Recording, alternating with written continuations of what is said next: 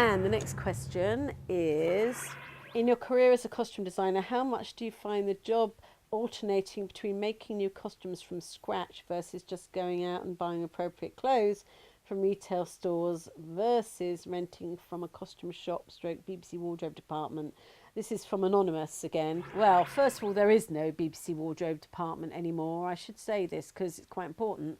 The BBC wardrobe department that stood 20 years ago is not there, it doesn't exist. The BBC store, where a lot of those costumes came from, did exist up until a couple of years ago, and it was a costume hire company as an independent business. That is no longer, and actually Angels Costumiers bought some of that stock. And in fact, Angels hold the stock for quite a lot of other smaller companies now as well.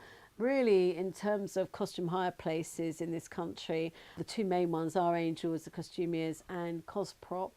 And then there are a few smaller companies like Carlo Manzi that deal with specific periods. So there is no BBC store, mythical store. In terms of shopping versus making versus hires, if it's a period production, then unless you're on some multi-million-dollar budget movie, you're not going to have money to make every costume for every crowd person on a period film. They have to be hired. You might have a lot of stuff in a workroom altered, but essentially you're going to have it hired. You can't afford to make it from scratch unless you're Sophia Coppola on Marie Antoinette, and actually even then some of that crowd stuff was hired, and I know because I couldn't have it on Pompadour because it was out on that show. Also shopping, I would say the last two productions I've done have been contemporary and I've shopped for them solidly. People always think that shopping's great fun, and I would say here and now shopping's not great fun. It's not great fun if you're looking for something specific and you have to shop 12 hours a day every day for a week with it. And you know, on most contemporary shows now you do shop for them. It's the only way. Shopping actually now is cheaper quite often than hiring in terms of contemporary clothes, because it's all there, you get what you want. And quite often I have to shop for actors and they're not with me as well, so I might have to overbuy and then have the glorious glamorous task of taking it all back again after you fitted it. That's really good fun.